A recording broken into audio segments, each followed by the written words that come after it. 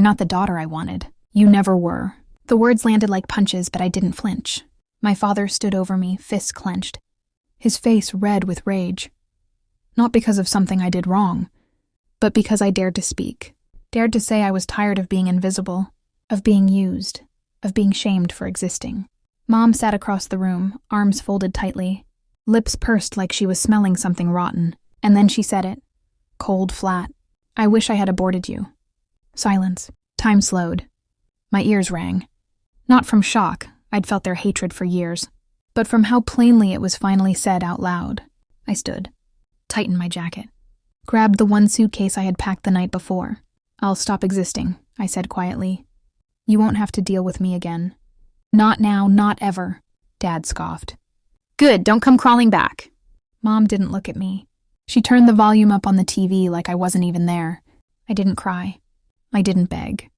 I walked out the front door, not as their daughter, but as a ghost they created and abandoned long before this moment, and I never looked back. They said I was a mistake, so I became their regret. Gone without goodbye, the bus station was quiet at 2 a.m.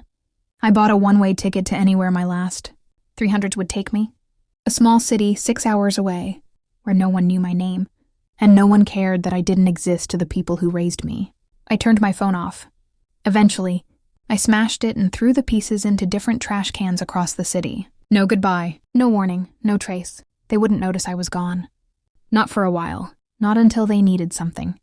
That's how it always was.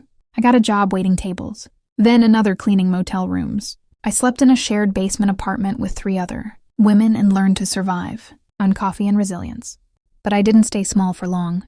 I was done being what they told me I was. By 24, I'd earned a scholarship.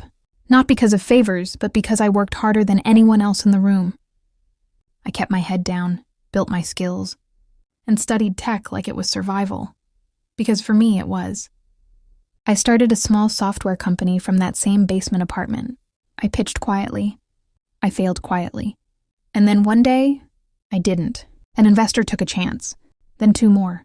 By 25, I was the silent CEO of one of the fastest-growing AI data firms in the state. I kept my name off the media. No photos, no interviews, just results. While my family posted empty smiles on social media, pretending their life was still perfectly polished, I was stacking success behind the curtain. Not for revenge. For freedom. The collapse. It started with a scandal. One of my father's construction companies, built on bribes and false permits, was exposed in a local investigation. Lawsuits followed, fines, frozen assets. Suddenly, the man who once stood tall over me was plastered across headlines for fraud. My mother's image-obsessed social club friends began backing away. Her charity board asked her to step down. They still hadn't found me, and I didn't care to be found. Then came the foreclosure notices. My childhood home, gone. Retirement accounts, emptied to pay legal fees. They tried to save face, claiming it was all temporary. But their masks were slipping, fast. And that's when I got the email.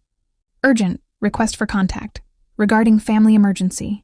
It was from my father's old lawyer. Apparently, they were hoping to reconnect with Gigi Rivera.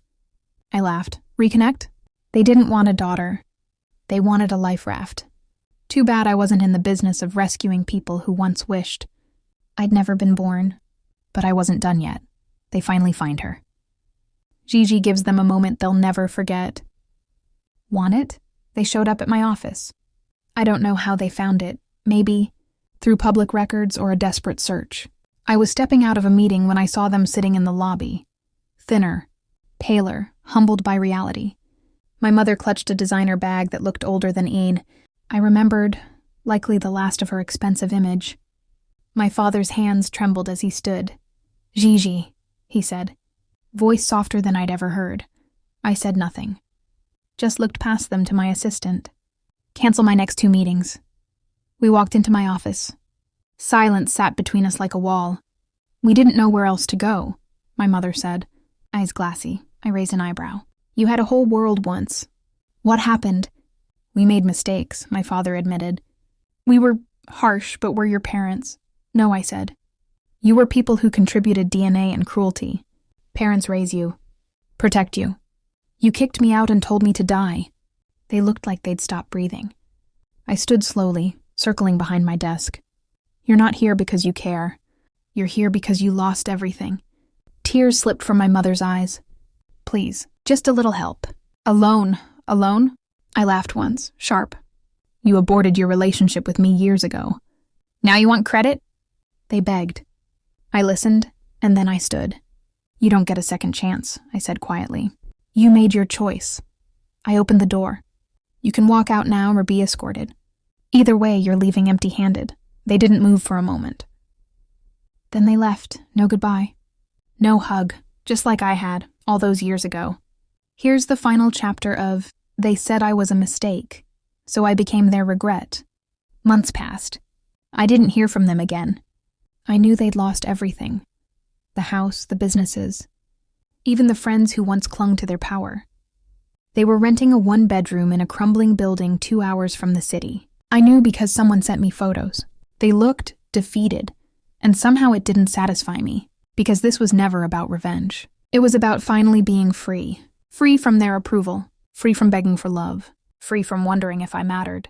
They called once, left a voicemail. We're sorry, Gigi, we don't want your money. We just want to know you're okay. I deleted it. I was more than okay. I was powerful, wealthy, at peace. But most of all, I was unreachable. They thought they could break me.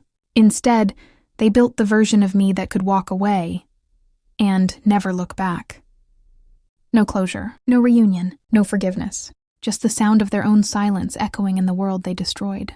They didn't lose a daughter. They lost the only soul who ever would have stood by them.